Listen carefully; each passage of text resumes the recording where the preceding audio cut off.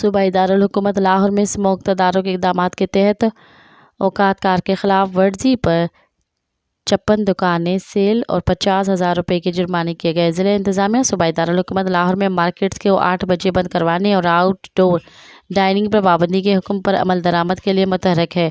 शहर में 10 रेस्टोरेंट्स को आउटडोर डाइनिंग पर जबकि 3 ओपन बारबेक्यू पॉइंट्स को सील किया गया। एससी शालिमार ने 2 दुकानों को औकात कार के खिलाफ वर्जी पर जबकि 3 ओपन बारबेक्यू पॉइंट्स को सील किया। तहसील सिटी में ऑपरेशन के दौरान 22 दुकानों को औकात कार के खिलाफ वर्जी पर सील किया गया जबकि 95% दुकानें बंद पाई गईं। एससी सिटी ने 3 रेस्टोरेंट्स को आउटडोर डाइनिंग पर सील किया। मज़ीद ख़बरन ऐं तफ़सीलात लाइ विज़िट कयो असांजी वेबसाइट www.awamiNewsHD.com ऐं ॾिसंदा रहो अवामी न्यूज़ HD।